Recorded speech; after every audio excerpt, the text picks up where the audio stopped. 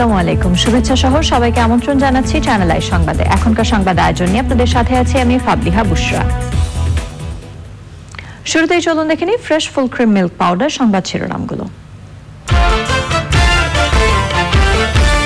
দেশে 10 লাখের বেশি করোনা পরীক্ষায় শনাক্ত প্রায় 2 লাখ, আরও 51 জনের মৃত্যুতে মোট প্রাণহানি 2500-এর বেশি। জেকেজির ডাক্তার সাবরিনার জামিন নামঞ্জুর করে আবারও 2 দিনের রিমান্ড, সহযোগীদের শনাক্তে জিজ্ঞাসাবাদ। রাষ্ট্রবিজ্ঞানী ও ঢাকা বিশ্ববিদ্যালয়ের সাবেক উপাচার্য এমাজউদ্দিন আহমেদের বিদায়, গুণী শিক্ষাবিদের মৃত্যুতে বিশিষ্টজনদের শোক। এবং Incepta hats off to the ফ্রন্টলাইনার্সে রয়েছে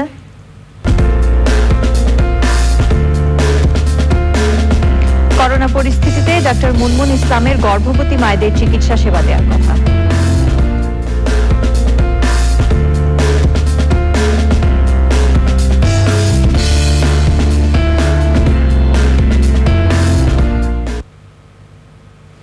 এছাড়াও নিটল টাটা বিশেষ সংবাদে থাকছে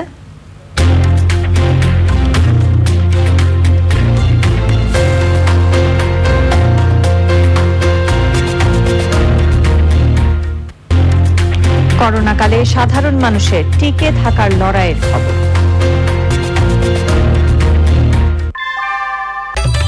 ঘরের চালের স্থায়ী সমাধান আনোয়ার সিমেন্ট শীট, সব সিজনেই ফিট। সংবাদ শিরোনামগুলো জানাচ্ছিলাম। এখনকার এই সংবাদ আয়োজন একই সঙ্গে চ্যানেল আই অনলাইনের লাইভ টিভি এবং চ্যানেল আই অনলাইনের ভেরিফাইড ফেসবুক পেজেও সরাসরি প্রচারিত হচ্ছে। দেশে 10 লাখের বেশি নমুনা পরীক্ষায় মোট আক্রান্ত শনাক্ত 2 লাখের কাছাকাছি এবং মৃত্যু 2500 ছাড়িয়েছে। শুক্রবার দুপুর পর্যন্ত 24 ঘন্টায় নতুন শনাক্ত 3034 জন, শনাক্তের হার 22.54%। এ সময় মারা গেছেন 51 জন। চকর মালিথার রিপোর্ট। আইডিসিআর দেশে করোনা ভাইরাসের নমুনা পরীক্ষা শুরু করে 21 জানুয়ারি। সংক্রমণ বাড়ার সাথে সাথে সারা দেশে সরকারি বেসরকারি বিভিন্ন প্রতিষ্ঠানে পিসিআর ল্যাব বসানো হয়। বর্তমানে দেশে করোনা পরীক্ষার আরটি-পিসিআর ল্যাব 80টি। 21 জানুয়ারি থেকে 17 জুলাই পর্যন্ত 179 দিনে মোট নমুনা পরীক্ষা করা হয়েছে 10,06,751টি, গড়ে প্রতিদিন 5,624টি। এর মধ্যে শনাক্তের গড় হার 19.80%। স্বাস্থ্য অধিদপ্তরের বুলেটিনে জানানো হয়, একদিনে 4টি হটলাইনে কল 1,01,731, নমুনা সংগ্রহ 13,681, পরীক্ষা 13,460, শনাক্ত 3,034 জন, শনাক্তের হার 22.54%, মৃত্যু 51, সুস্থ 1,762 জন। মোট আক্রান্ত শনাক্ত 1,99,357 জন, চিকিৎসাধীন 88,085 জন, সুস্থ 1,08,725, সুস্থতার হার 54.54%, মৃত্যু 2,547 জন, মৃত্যু হার 1.28%, কোয়ারেন্টাইনে 60,226 এবং আইসোলেশনে 18,250 জন। 24 ঘন্টায় যা নমুনা পরীক্ষা হয়েছে তাতে শনাক্ত হয়েছে 3,034 জন। 24 ঘন্টায় মৃত্যুবরণ করেছেন 51 জন। এ পর্যন্ত মৃত্যুবরণ করেছেন 2,547 জন। বুলেটিনে দেশের কোভিড হাসপাতালের সুযোগ সুবিধা তুলে ধরা হয়। ঢাকা মহানগরীর সাধারণ শয্যায় ভর্তি আছেন 1,969 জন, শয্যা খালি আছে 4,356টি। ঢাকা মহানগরীতে আইসিইউতে ভর্তি আছেন 107 জন, খালি আছে 35টি আইসিইউ শয্যা। 20টি অক্সিজেন কনসেন্ট্রেটর এবং 10টি হাই ফ্লো ন্যাজাল ক্যানুলা ঢাকাস্থ বিভিন্ন কোভিড হাসপাতালের জন্য অনুদান হিসেবে দিয়েছে। আমরা আন্তরিকভাবে ধন্যবাদ এবং কৃতজ্ঞতা জানাই নর্থ আমেরিকার বাংলাদেশ মেডিকেল অ্যাসোসিয়েশনের সদস্যবৃন্দকে। ঘরে থাকার এই সময়ে শিশুদের স্বাস্থ্যবিধির অভ্যাসগুলো শেখানোর পরামর্শ দেন doctor Nasima Sultana. Chakor Malitha, Channel I, Dhaka. এবার স্বাস্থ্য বুলেটিনের বিশ্লেষণ। দিনের বুলেটিন ও সর্বশেষ পরিস্থিতি বিশ্লেষণ করে বঙ্গবন্ধু শেখ মুজিব মেডিকেল বিশ্ববিদ্যালয়ের সাবেক উপাচার্য এবং করোনা মোকাবিলায় জাতীয় টেকনিক্যাল পরামর্শক কমিটির সদস্য অধ্যাপক ডক্টর প্রাণ গোপাল দত্ত বলেছেন, পরীক্ষার সংখ্যা বাড়াতে যেখানে সেখানে পিসিআর ল্যাব বসানো যাবে না। নাক কান গলা বিশেষজ্ঞ প্রাণ গোপাল দত্ত উপসর্গ থাকলে নিজে উদ্যোগী হয়ে টেস্ট করানোর অনুরোধ জানিয়েছেন। মাঝে দিয়ে কিন্তু আমাদের পরীক্ষার হার বেড়েছিল, প্রায় 17,000 হয়েছিল, 16,000 হয়েছিল, 18,000 হয়েছিল। আমি কিন্তু এর আগেও একবার বলেছিলাম আমাদের টার্গেট হওয়া উচিত 25,000। এখন আবার কমে গেল। আরও বাড়াতে পারলে কিন্তু পার্সেন্টেজ আরও কমে আসতো। কমে আসলে যেটা হতো, মানুষ আরও বেশি আশ্বস্ত হতো। আমার চিন্তা ছিল ওই রকম যে আমি ল্যাবরেটরি বাড়াবো না, মানে নাম্বার বাড়াবো, মেশিনের নাম্বার বাড়াবো, কিন্তু যেখানে সেখানে আমি মেশিন দেবো না। যেমন বঙ্গবন্ধুতে আমার পিসিআর ল্যাব থাকবে 6টা 7টা। আমি যদি 6টা মেশিন ওখানে বসাই দিতে পারি, তাহলে তো আমার দেখা যাচ্ছে আমি শুধু বঙ্গবন্ধুতে 5,000 টেস্ট করতে পারি। পরীক্ষার নাম্বার বাড়াতে হবে, যেখানে সেখানে ল্যাবরেটরি, পিসিআর ল্যাবরেটরি বসানো যাবে না। এটা রক্তের টিসিডিসি হিমোগ্লোবিন ইয়েসান না। মানুষের জন্য আমি বলবো যে সামান্যটুকু উপদ্রব যদি থাকে, যেহেতু সরকার এটা ম্যাক্সিমাম জায়গায় বিনা পয়সায় করছে, একটু কষ্ট করে হলো যাইয়া পরীক্ষাটা করা। করোনা ভাইরাস পরীক্ষা নামে প্রতারণার মামলায় ডক্টর সাবরিনা শারমিন চৌধুরীকে আরো 2 দিনের রিমান্ডে নিয়েছে ডিবি। গোয়েন্দারা জানিয়েছেন, সাবরিনার সহযোগী স্বাস্থ্য মন্ত্রণালয় ও স্বাস্থ্য অধিদপ্তরের কর্মকর্তাদের শনাক্ত করতে চান তারা। এনামুল কবির রূপমের রিপোর্ট। আবার আদালতের কাঠগড়ায় cardiac surgeon doctor Sabrina Sharmin. COVID-19 পরীক্ষার নামে প্রতারণার অভিযোগে এক ভুক্তভোগীর দায়ের করা মামলায় গ্রেপ্তার ডাক্তার সাবরিনাকে 3 দিনের রিমান্ড শেষে আবার রিমান্ডে নিতে আবেদন ডিবির। তদন্তকারী গোয়েন্দা কর্মকর্তা আদালতকে বলেছেন, অভিযুক্ত প্রতিষ্ঠান JKG health care chairman Sabrina Sharmin Chowdhury সরকারি লোগো ব্যবহার করে প্রতারণার মাধ্যমে করোনা রিপোর্ট জালিয়াতি করেছেন। তার সঙ্গে সরকারি কর্মকর্তাদের জড়িত থাকার প্রমাণ সংগ্রহ করতে আরও জিজ্ঞাসাবাদ প্রয়োজন উল্লেখ করে 5 দিনের রিমান্ডে চায় ডিবি।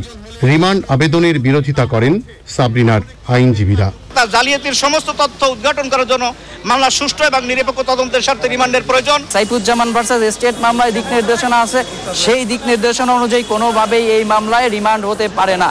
আসামি সাবরিনা, তিনি একজন সরকারি কর্মকর্তা হয়েও একটি জেকেজি নামক প্রতিষ্ঠান চালু করে, সেখানে তিনি চেয়ারম্যান হয়ে তার স্বামী সহ এই প্রতিষ্ঠান পরিচালনা করে। একটা কোম্পানির চেয়ারম্যান হয় মেমোরেন্ডামের উপর ভিত্তি করে, চেয়ারম্যান হয় আর্টিকেলসের উপর ভিত্তি করে, সেখানে ডকুমেন্ট থাকে। আদালত তাদেরকে প্রশ্ন করেছে এই ধরনের কোনো ডকুমেন্ট দিয়েছে কিনা, তারা স্বীকার করেছে যে না, এই ধরনের কোনো ডকুমেন্ট এখন পর্যন্ত আমরা পাইনি। এই মামলায় যদিও এই সাবরিনার নাম এজাহারে নাই, কিন্তু তদন্তে বেরিয়ে আসতেছে ব্যাপক তথ্য বেরিয়ে আসতেছে, তার অপকর্মের সমস্ত তথ্য অনুযায়ী সে যদি বলে যে সে চেয়ারম্যান, ডকুমেন্ট যদি প্রমাণ করে যে সে চেয়ারম্যান না, তাহলে সেইটা তার বক্তব্যের ওই অংশটুকু বাতিল হয়ে যাবে আইনগতভাবে। আদালতে তদন্তকারী গোয়েন্দা কর্মকর্তা দাবি করেন, 3 দিনের রিমান্ডে সাবরিনা শারমিন অনেক গুরুত্বপূর্ণ তথ্য দিয়েছেন। হৃদরোগ হাসপাতালের রেজিস্ট্রার পদে কর্মরত ছিলেন সাবরিনা শারমিন। গ্রেপ্তারের কয়েক ঘন্টা পর তাকে চাকরি থেকে সাময়িক বরখাস্ত করা হয়। জেকেজি প্রতিষ্ঠানের চেয়ারম্যান হিসেবে নিজের নামে থাকার কথা অস্বীকার করলেও সেই জেকেজি প্রতিষ্ঠানের চেয়ারম্যান হিসেবে গ্রেপ্তার হয়ে রিমান্ডের মুখোমুখি হতে হচ্ছে। ঢাকার সিএমএম আদালত থেকে Enamul Kabir Rupam, channel I. Corona ভাইরাসে আক্রান্ত হয়ে রাষ্ট্রপতি মোহাম্মদ আব্দুল হামিদের ছোট ভাই ও মুক্তিযোদ্ধা মোহাম্মদ আব্দুল হাই মৃত্যুবরণ করেছেন। ইন্না লিল্লাহি ওয়া ইন্না ইলাইহি রাজিউন। তার বয়স হয়েছিল 67 বছর। শুক্রবার গভীর রাতে ঢাকার সম্মিলিত সামরিক হাসপাতালে তিনি শেষ নিঃশ্বাস ত্যাগ করেন। করোনা আক্রান্ত হলে 5 জুলাই তাকে ঢাকা সিএমএইচ এর আইসোলেশন ইউনিটে ভর্তি করা হয়। পরে শারীরিক অবস্থার অবনতি হয় তাকে আইসিইউতে নেওয়া হয়। আব্দুল হাই কিশোরগঞ্জের মিঠামইনের বীর মুক্তিযোদ্ধা আব্দুল হক সরকারি কলেজে সহকারী অধ্যাপক হিসেবে কাজ করেছেন। তিনি হাজী তায়েবউদ্দিন স্কুলের প্রতিষ্ঠাতা সদস্য এবং শিক্ষক ছিলেন। রোববার জোহরের নামাজের পর মিঠামইনে পারিবারিক কবরস্থানে তাকে দাফন করা হবে। তার মৃত্যুতে শোক প্রকাশ করেছেন প্রধানমন্ত্রী শেখ হাসিনা। শোক জানিয়েছেন বিশিষ্টজনেরা। বৈশ্বিক করোনা ভাইরাস মহামারীতে বেকার হয়ে পড়েছেন টাঙ্গাইলের 1.5 লাখ তাঁতি। বর্তমানে মানবেতর জীবনযাপনে কেউ কেউ বেছে নিয়েছেন দিনমজুরি সহ অন্যান্য পেশা। এ অবস্থায় সরকারি পৃষ্ঠপোষকতা না পেলে ঘুরে দাঁড়ানো সম্ভব নয় বলে জানান তারা। টাঙ্গাইল থেকে বিস্তারিত জানাচ্ছেন মুস্তিমউদ্দিন আহমেদ। টাঙ্গাইলের তাঁতপল্লীতে তাঁতের সেই পরিচিত শব্দ এখন আর নেই। শুনশান নীরবতায় ভেসে আসে কেবল খোদার কান্নার আওয়াজ। গত 4 মাস ধরে তাঁত বন্ধ, তাই বিক্রি কিনেও নেই। শুধু শ্রমিক নয়, তাঁত মালিকরাও এমন পরিস্থিতির মুখে পড়েননি কখনো। এনজিও আর ব্যাংক ঋণের কিস্তি বন্ধ থাকলেও সুদ বাড়ছে। আসন্ন কোরবানির ঈদে শিশুদের নতুন জামা কাপড় দেয়া তো দূরের কথা, দুবেলা আহার জোগাড় করাই যেন এখন রীতিমতো যুদ্ধ। যেহেতু তাঁতের চাক্কা চলতেছে না, তাঁতের চাক্কা ঘুরতেছে না, সেই হেতু আমরা সুতার এবং ব্যবসায়ী এবং তাদের সাথে যারা সম্পৃক্ত তারা কেউ কোনো ব্যবসা করতে পারতেছে না। তাঁত সমৃদ্ধ এই বন্যায় লক্ষাধিক তাঁতি বেকার জীবনযাপন করতেছে। আমাদের ব্যবসা বাণিজ্য একদম দশের পথে। আমরা কাপড় বিক্রি করলে হাটে নিয়ে বিক্রি করতে পারি না। যত দুর্যোগ আছে আমাদের তাঁতির উপরে পড়ে। করোনার কারণে আমাদের কাজকর্ম একদম বন্ধ হয়ে গেছে। মহাজনেরা কাজ দিতে পারতেছে না, আমরা কাজ করতে পারতেছি না। আমরা কিভাবে চলি, আমাদের চলাটা খুবই কঠিন হয়ে দাঁড়াইছে। যারা এই তাদের সাথে সম্পৃক্ত আছে তাদের মুখ তাকানো যায় না। কিস্তির চাপে, অমুক চাপে, ঋণের চাপে, মানে বিভিন্ন ধরনের এই তাতে সমস্যা হয়ে মানে জর্জরিত হয়ে গেছে। কাজে এই শিল্পকে টিকায় রাখার স্বার্থে আমি সরকারের কাছে আকুল আবেদন করি যে এই শিল্পকে দ্রুত এটার প্রতি নজর দিক। করোনা মহামারীর ক্ষতি পুষিয়ে নিতে সরকারের কাছে সহজ শর্তে ঋণ ও প্রণোদনা চেয়েছেন তাঁত মালিক ও শ্রমিকরা। এবং কাপড়ের বাজারে পড়ে যাচ্ছে, কাপড়ের তেমন একটা ক্রেতাও নাই, দাম মূল্য কমে গেছে। তাই আমি আশা করব আমাদের মাননীয় প্রধানমন্ত্রী জননেত্রী শেখ হাসিনা এই তাঁত শিল্পকে একটা প্রণোদনা দিয়ে তাঁতিদের বাঁচিয়ে রাখার জন্য একটা ব্যবস্থা নেবেন, এই আশাবাদ ব্যক্ত করছি। সরকারি পৃষ্ঠপোষকতায় পারে বিশ্বখ্যাত টাঙ্গাইলের শাড়ির কারিগরদের বাঁচিয়ে রাখতে, এমনটাই মনে করছেন সংশ্লিষ্টরা। টাঙ্গাইল থেকে মুস্তিমউদ্দিন আহমেদ, চ্যানেল আই। ঢাকা বিশ্ববিদ্যালয়ের সাবেক উপাচার্য বিশিষ্ট রাষ্ট্রবিজ্ঞানী অধ্যাপক ডক্টর এমাজউদ্দিন আহমদ মৃত্যুবরণ করেছেন। ইন্না লিল্লাহি ওয়া ইন্না ইলাইহি রাজিউন। ভোরে রাজধানীর ল্যাবেড হাসপাতালে তিনি শেষ নিঃশ্বাস ত্যাগ করেছেন। তার বয়স হয়েছিল 88 বছর। শিক্ষাক্ষেত্রে অবদানের জন্য দেশে বিদেশে সুনাম অর্জনকারী গুণী এ ব্যক্তিত্বের মৃত্যুতে শোক জানিয়েছেন বিশিষ্টজনেরা। যাযাবুর মিন্টুর রিপোর্ট। অধ্যাপক এমাজউদ্দিন আহমদ প্রায় 2.5 দশক ঢাকা বিশ্ববিদ্যালয়ের রাষ্ট্রবিজ্ঞান বিভাগে অধ্যাপনা করেছেন। পাশাপাশি প্রশাসনিক দায়িত্ব পালন করেছেন। ছিলেন বিভাগীয় প্রধান, মহসিন হলের provost, proctor, pro vice chancellor এবং সবশেষে 1992 থেকে 96 পর্যন্ত ঢাকা বিশ্ববিদ্যালয়ের 21তম উপাচার্য। মৃত্যুর আগ পর্যন্ত বেসরকারি বিশ্ববিদ্যালয় ইউনিভার্সিটি অব ডেভেলপমেন্ট অল্টারনেটিভ ইউডাইভিসি হিসেবে দায়িত্ব পালন করেন তিনি। দীর্ঘ 40 বছর ধরে তুলনামূলক রাজনীতি, প্রশাসন ব্যবস্থা, বাংলাদেশের রাজনীতি, বাংলাদেশের পররাষ্ট্রনীতি, দক্ষিণ এশিয়ার সামরিক বাহিনী সম্পর্কে গবেষণা করেছেন। লিখেছেন 50টিরও বেশি গ্রন্থ। দেশ বিদেশে খ্যাতনামা জার্নালে তার গবেষণামূলক প্রবন্ধ প্রকাশ করা হয়েছে। সৃষ্টিশীল গবেষণা ও আলেখ্য রচনার জন্য জাতীয় ও আন্তর্জাতিক পর্যায়ের বহু পুরস্কার ও সম্মাননা অর্জন করেন তিনি। শিক্ষাক্ষেত্রে অবদানের জন্য 1992 সালে 21 পদক লাভ করেন। ভাষা আন্দোলন পরবর্তী ঢাকা বিশ্ববিদ্যালয়ের অন্যতম গুরুত্বপূর্ণ ছাত্রনেতা হিসেবে কারাবরণও করেন অধ্যাপক এমাজউদ্দিন আহমদ। সারা জীবনে ওনাকে ছাড়া থাকে নাই, ওই পড়াশোনার জন্য যেটুকু সময়, বাকি সময়টা ওনার সাথে আমি থাকছি। ওনার আমাকে আপনারা কখনো দেখেন নাই, কিন্তু আমি ওনার ছায়া ছিলাম। আব্বা যেমন এই দেশটাকে ভালোবাসতেন, আমরাও বাসি। আব্বার জন্য আমি দেশবাসীর কাছে ওনার আত্মার মাগফিরাত এবং উনি যাতে বেস্ট নসিব হন সেই জন্য দোয়া করার জন্য অনুরোধ জানাই। বুড়ি এই ব্যক্তির প্রতি শ্রদ্ধা জানিয়েছে বিএনপি।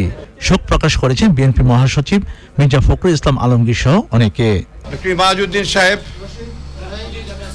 বাংলাদেশের অভিভাবক ছিলেন, বাংলাদেশ স্বাধীনতাকামী, গণতন্ত্রকামী মানুষের অভিভাবক ছিলেন তিনি।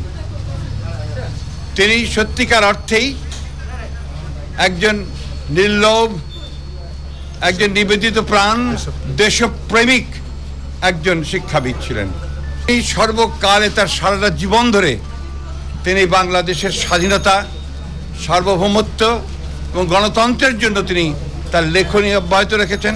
তার জীবনের সমস্ত কর্মটাই ছিল তার এই বাংলাদেশের জন্যে।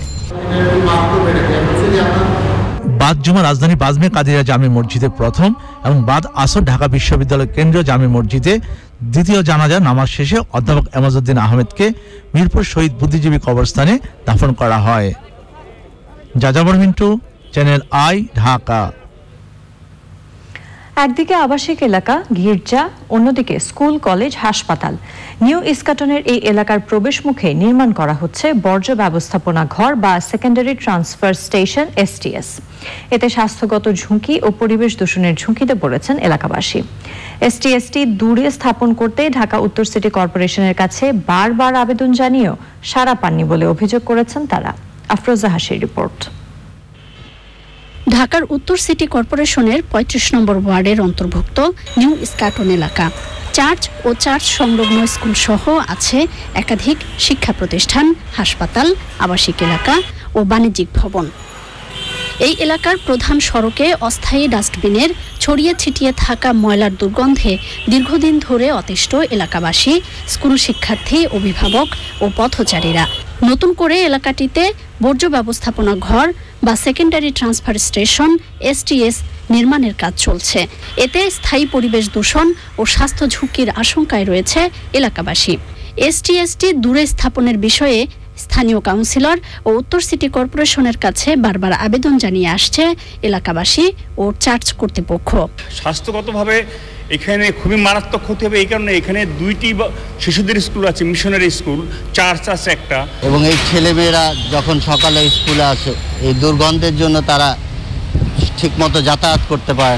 ডাস্টবিন হলে আমাদের গাড়ি পার্কিং গার্ডিয়ানদের আসতে সমস্যা হবে, বাচ্চা কাচ্চার আসতে সমস্যা হবে। 3টা স্কুল যেখানে, আর আবাসিক এলাকা তো অবশ্যই, এত বড় একটা ডাস্টবিন দেখানো হতে পারে না। মেয়র মহোদয়, তারপরে এখানকার মাননীয় সংসদ সদস্য, স্বরাষ্ট্রমন্ত্রী মহোদয়, ওনাদের কাছে আমরা আবেদন করে এসেছি, কিন্তু কোনো ফলাফল হয়নি। বাচ্চাদের ভবিষ্যতের কথা চিন্তা করে, বয়স্ক মানুষদের স্বাস্থ্যের কথা চিন্তা করে যদি এটা সরানো হয় তাহলে আমাদের সবার জন্যই ভালো হয়। বিকল্প জায়গা না থাকায় STSটি সরিয়ে নেওয়া সম্ভব হচ্ছে না বলছেন স্থানীয় কাউন্সিলর। আমাদের এই এলাকায় কোনো জায়গায় পাইতেছি না। এই একটা এর জায়গা আছে, এটা আরো 2 বছর আগে এটা পাস হয়েছে। ওর 6টার মধ্যে ময়লা অপারেশন করবো এবং ওইটার সাথে সাথে আমরা ওই আপনার এই ডিটল, স্যাভলন, আবার গ্লিসিং পাউডার, এটা তো পুরাটা ওয়াশ করা হবে। বিশেষজ্ঞদের মতে আবাসিক এলাকায় STS স্থাপন করলে দুর্গন্ধে পরিবেশ দূষণ ও স্বাস্থ্য ঝুঁকি বাড়বে। এজন্য STSগুলো স্কুল কিংবা আবাসিক এলাকা থেকে দূরে স্থাপন করার পরামর্শ বিশেষজ্ঞদের। আফরোজা হাসি, চ্যানেল আই, ঢাকা। এবারে Incepta hats off to the ফ্রন্টলাইনার্স।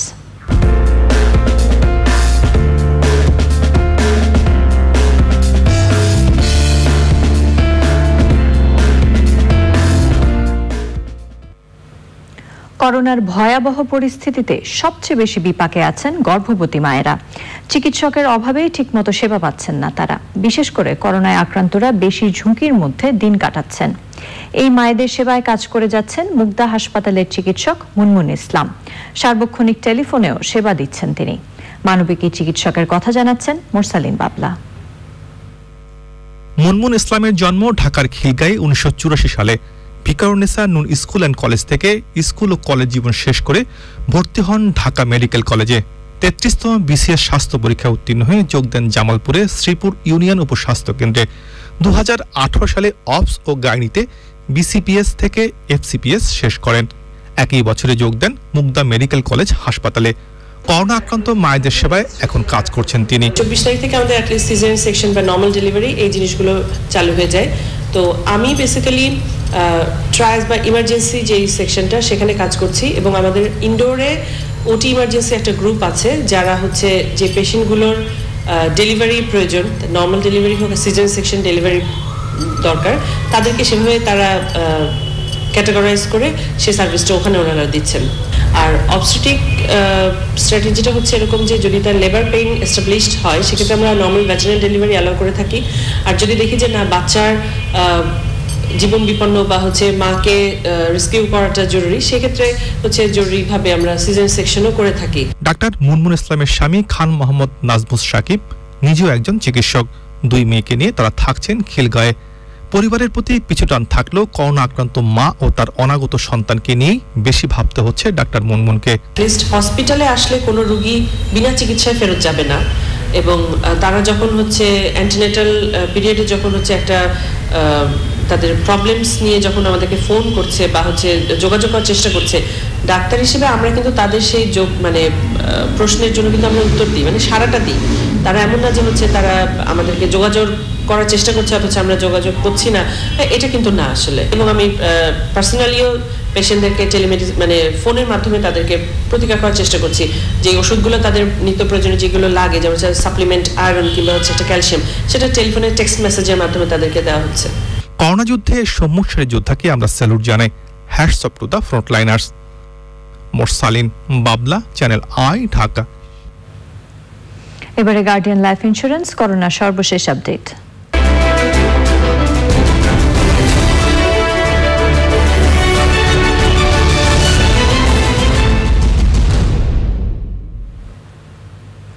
Corona virus পরিস্থিতির সবশেষ আপডেট জানাতে বার্তা কক্ষ থেকে যুক্ত হচ্ছেন সহকর্মী ওবায়দুল রশিদ। ওবায়দুল, করোনা পরিস্থিতি নিয়ে আপনার কাছে নতুন কি তথ্য আছে? ধন্যবাদ বুশরা। করোনা ভাইরাসের যে নতুন পরিস্থিতি নিয়ে যে সকল তথ্য আমার কাছে এসেছে তার মধ্যে দেখতে পাচ্ছি যে নানা শ্রেণী পেশার মানুষেরা আসলে করোনা ভাইরাসে আক্রান্ত হয়ে মৃত্যুবরণ করেছেন। তার মধ্যে যে চিকিৎসকরা রয়েছেন সরকারি কর্মকর্তারাও। তো করোনা ভাইরাসে আক্রান্ত হয়ে যুগ্ম সচিব মোহাম্মদ লুৎফুর রহমান তরফদার মৃত্যুবরণ করেছেন। তিনি রাজধানীর আনোয়ার খান মডার্ন মেডিকেল কলেজ হাসপাতালে চিকিৎসাধীন ছিলেন। কুষ্টিয়া মেডিকেল কলেজের সার্জারি বিভাগের সহকারী অধ্যাপক SM নূর উদ্দিন আবু আল বাকি রুমি করোনা ভাইরাসে আক্রান্ত হয়ে বঙ্গবন্ধু শেখ মুজিব মেডিকেল বিশ্ববিদ্যালয়ে মৃত্যুবরণ করেছেন।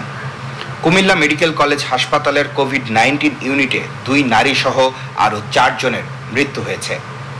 নোয়াখালীর সেনবাগ উপজেলায় করোনা ভাইরাসে আক্রান্ত হয়ে 1 জনের মৃত্যু হয়েছে। লক্ষ্মীপুরে করোনা ভাইরাসে আক্রান্ত হয়ে আরও 2 জনের মৃত্যু। এ নিয়ে লক্ষ্মীপুর জেলায় করোনা ভাইরাসে আক্রান্ত হয়ে 27 জন মারা গেলেন। নারায়ণগঞ্জে করোনা ভাইরাসে 1 জনের মৃত্যু হয়েছে।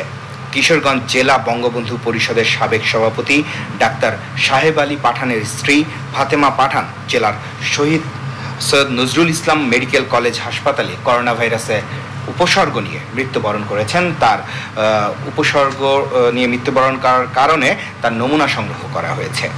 নেত্রকোনায় করোনা ভাইরাসের উপসর্গ নিয়ে 1 জনের মৃত্যু হয়েছে। পরীক্ষার জন্য তারও নমুনা সংগ্রহ করা হয়েছে। করোনা ভাইরাসে আক্রান্ত হয়ে নাটোরের সদর উপজেলার ইউনো জাহাঙ্গীর আলম, 2 জন স্বাস্থ্যকর্মী এবং সহ আরও 22 জন করোনা ভাইরাসে আক্রান্ত হয়েছেন। এছাড়া দিনাজপুরের হাকিমপুর উপজেলার ইউনো জেলার 1 জন পুলিশ সদস্য, 3 মাস বয়সী এক শিশু সহ মোট 40 জন নতুন করে করোনা ভাইরাসে আক্রান্ত হয়েছেন। আর বুশরা, করোনা ভাইরাস নিয়ে চ্যানেল আই অনলাইনের যে সংবাদগুলো রয়েছে তার মধ্যে যদি দেখি যে আন্তর্জাতিকে একটি সুখবরের সংবাদ রয়েছে, সেখানে বলা হয়েছে যে ইউনিভার্সিটি অফ অক্সফোর্ডের সম্ভাব্য কোভিড-19 ভ্যাকসিনের প্রাথমিক পরীক্ষণ নিয়ে দ্রুতই সুখবর আসছে। আইটিভির রাজনৈতিক সম্পাদক রবার্ট পেস্টন একটি সূত্রের বরাত দিয়ে বলেছেন, অ্যাস্ট্রাজেনের লাইসেন্স দেওয়া এই ভ্যাকসিনটির বিষয়ে বৃহস্পতিবার ঘোষণা হতে পারে। তো বুশরা, এই ছিল আমার কাছে। জি ওবায়দুল, ধন্যবাদ আপনাকে। সংবাদের এই পর্যায়ে সময় হয়ে গেল অশোক লেল্যান্ড ইফাদ অটোস বিরতির পর জানিয়ে ফিরব।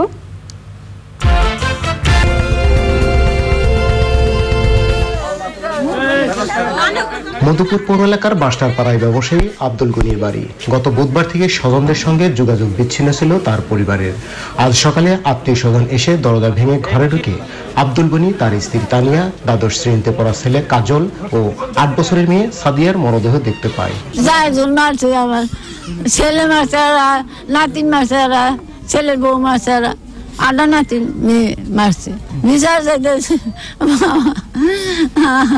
তালা না ভাঙ্গা যে জানালা ঘুষাইছে, দেখে যে এটাই বিচার চাই আমরা সবার কাছে।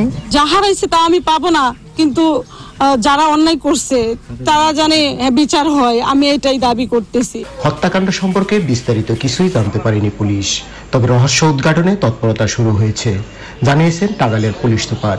আমরা এর রহস্য উদ্ঘাটন করার চেষ্টা করতেছি। আপাতত আমরা পলিসি কার্যক্রম যেগুলো সেগুলো আমরা নিচ্ছি এবং আমরা লাস্ট ডিসপোজ অফ করে আমরা তদন্ত কার্যক্রম শুরু করব। তদন্ত কার্যক্রম শেষ করে আমরা বলতে পারবো যে এই ঘটনার প্রকৃত রহস্য কি। তবে আমরা অতীত অভিজ্ঞতার আলোকে আমরা বলতে পারি যে এই ঘটনার রহস্য আমরা খুব শীঘ্রই উদ্ঘাটন করতে সমর্থ হব। টাঙ্গাইল থেকে মুস্তাফিজুদ্দিন আহমেদ, চ্যানেল আই। এবারে সামিট আন্তর্জাতিক সংবাদ।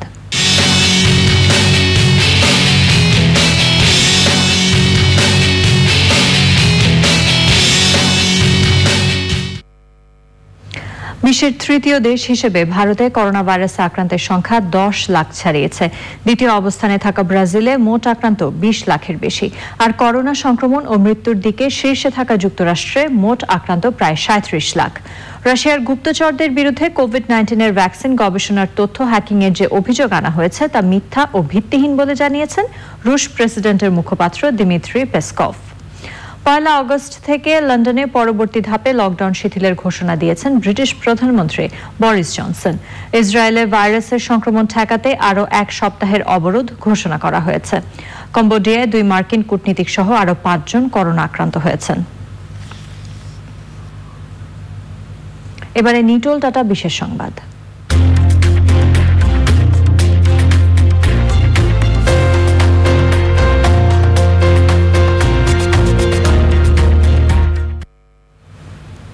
করোনা পরিস্থিতিতে টিকে থাকার এক নতুন লড়াইয়ে মানুষ। ধারাবাহিকভাবে আমরা তুলে ধরছি তাদের সংগ্রামের কথা। আজ আমরা কথা বলেছি শামসুল আলমের সাথে। রাজধানীর ইডেন কলেজ ক্যাম্পাসে একটি দোকান চালাতেন তিনি। করোনাকালে তা বন্ধ হয়ে যাওয়ায় এখন হকারির নতুন পেশায় যুক্ত হয়েছেন শামসুল। করোনার আগে ইডেন কলেজের ভিতরে দোকান ছিল, তারপরে দোকান যাওয়ার পরে আমি বাড়িতে গেলাম, বাড়িতে তাই কেয়ার পরে আবার আসলাম ঢাকা এসে এখন পান সিগারেট করে রইলাম। টাকা পয়সা নাই, বউ বাচ্চা লয়ে তো খাইতে হইব, এই জন্য পরিচয় হয়ে যেতেছে। এখন চিন্তা ভাবনা করতেছি অনেকগুলা চাইরা আবার কই যাবো, কি করুম। এবারে কৃষি সংবাদ।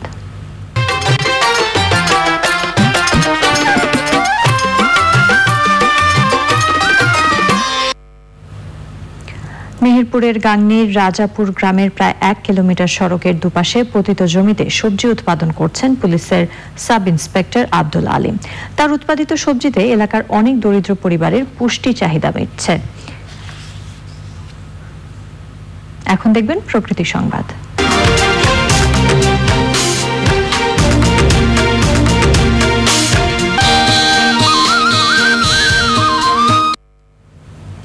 ভোলায় করোনা ভাইরাসের আতঙ্ক কাটাতে নির্মল বাতাস ও প্রকৃতির অপরূপ সৌন্দর্য উপভোগ করতে তুলতলি মেঘনা পাড়ে ছুটে আসছেন পর্যটকরা। তবে স্বাস্থ্যবিধি ও সামাজিক দূরত্ব নিশ্চিতে পুলিশের নজরদারি রয়েছে। পপুলার লাইফ ইন্স্যুরেন্স বাণিজ্য সংবাদ।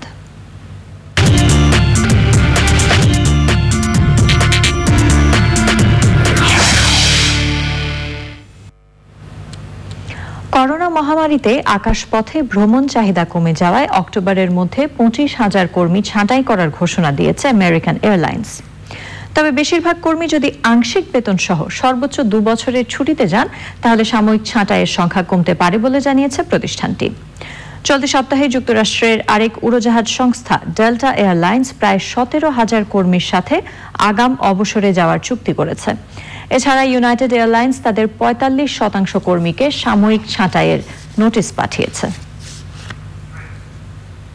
আবারও সময় হয়ে গেল অশোক লেল্যান্ড ইফাদ অটোস বিরতির পর খেলার খবরে জানিয়ে ফিরব।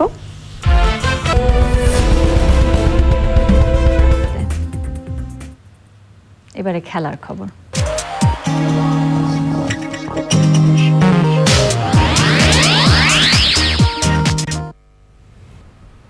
ভিয়ারিয়ালকে 2-1 গোলে হারিয়ে 2 মৌসুম পর স্প্যানিশ লা লিগা শিরোপা জয় করেছে রিয়াল মাদ্রিদ।